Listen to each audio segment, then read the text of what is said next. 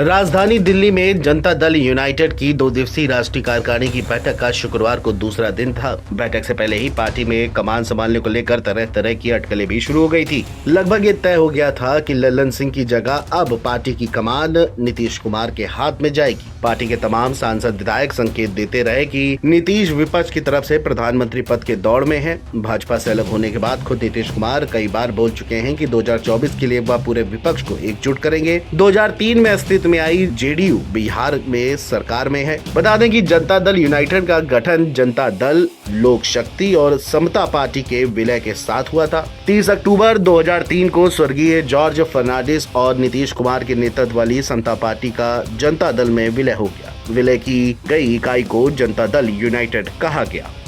इसमें जनता दल का तीर चिन्ह और समता पार्टी का हरा और सफेद झंडा मिलकर एक नया चुनाव चिन्ह बना, जिसे जदयू का चुनाव चिन्ह कहा गया। 2004 से 16 तक शरद यादव पार्टी के संस्थापक अध्यक्ष रहे। वहीं नीतीश कुमार 16 से 2020 तक इस पद पर रह चुके हैं। इसके बाद रामचंद्र प्रसाद सिंह 2020 से 21 तक और उसके बाद लल्लन सिंह ने जिम्मेदारी संभाली।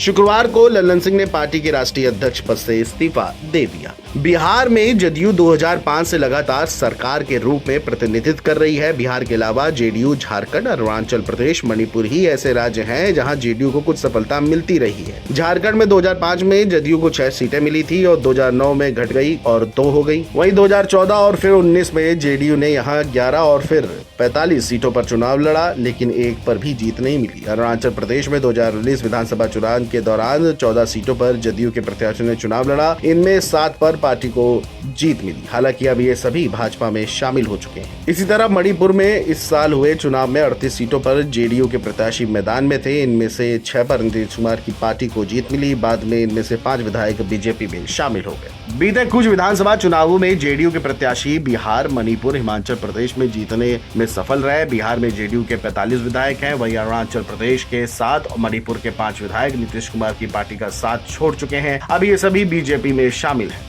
मणिपुर में अब केवल 1 विधायक जेडीयू के पास है। वहीं अरुणाचल प्रदेश में जेडीयू का अब एक भी विधायक नहीं रहा। जेडीयू की मौजूदा ताकत आके तो वर्तमान में इसके लोकसभा में सदस्यों की संख्या 16 है। लोकसभा में जेडीयू पार्टी नेता के तौर पर मुंगेर के सांसद राजीव रंजन सिंह लल्लन सिंह हैं। 5 सदस्य राज्यसभा में जेडीयू का प्रतिनिधित्व करते हैं। राज्यसभा में पार्टी नेता के तौर पर रामनाथ ठाकुर जिम्मेदारी संभाल रहे हैं। वहीं राज्यसभा में उपसभापति के तौर पर 9 अगस्त 2018 से हरिवंश नारायण सिंह हैं। ये उनका दूसरा कार्यकाल है। वर्तमान में बिहार की विधानमंडल में विधानसभा सदस्यों की संख्या 45 और विधान परिषद में सदस्यों की संख्या 24 है। विधानमंडल के नेता नीतीश कुमार हैं। सियासी जानकारों की मान ले तो पार्टी नीतीश का चेहरा लेकर आगामी लोकसभा चुनाव में जाना चाहती है। वहीं दूसरी ओर खुद लल्लन लोकसभा चुनाव में दावेदारी ठोक सकते हैं। उधर जो भी नया अध्यक्ष बना उसके सामने जेडीयू और आरजेडी के बीच फिलहाल समन्वय बनाना भी चुनौती है और इंडिया अलायंस में भागीदारी को मजबूती से लाते हुए वापस नीतीश कुमार को यहां चेहरे के रूप में लाने की अहम जिम्मेदारी होगी, जिसमें लल्लन सिंह फेल माने गए।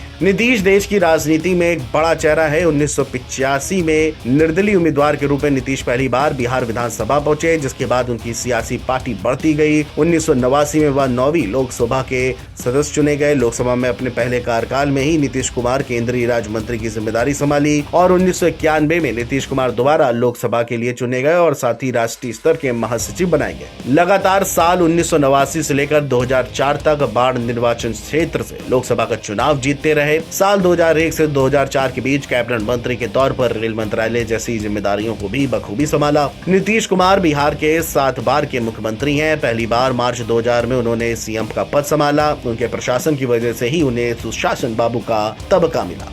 अब एक बार उन्हें जब पार्टी का अध्यक्ष बनाया गया है तो उनके सामने कई चुनौतियां और जिम्मेदारियां भी हैं। जानकार ये भी कहते हैं कि विपक्ष में पीएम पद के उम्मीदवार के लिए इसी शर्त पर सहमति बन सकती है कि जिसके पास ज्यादा पार्टियों का समर्थन होगा उसे ही चेहरा बना दिया जाएगा। जेडीयू, राजद और सपा उत्तर भारत के 3 बड़े विपक्षी दल हैं। बगैर इनकी सबलता के विपक्ष की सबलता नामुमकिन है। उधर देश में इस वक्त पिछड़े वर्ग की राजनीति को काफी हवा मिल रही है और ऐसे में नीतीश कुमार एक अहम चेहरा हो सकते हैं। पिछले कुछ सालों में देखा जाए तो लगातार जेडीयू की स्थिति खराब हुई है। 2010 में जिस जेडीयू ने 144 में से 115 सीटों पर जीत हासिल की थी, 2015 में 71 और 2020 में 43 पर आकर सिमट गई। वहीं दूसरी ओर बार बार गठबंधन बदलने के चलते भी नीतीश कुमार की छवि को भारी नुकसान हुआ है। अब देखना ये होगा कि जेडीयू का अध्यक्ष बनने के साथ नीतीश कुमार राष्ट्रीय राजनीति में क्या कुछ अहम किरदार निभा पाते हैं। Video desk, NDT online.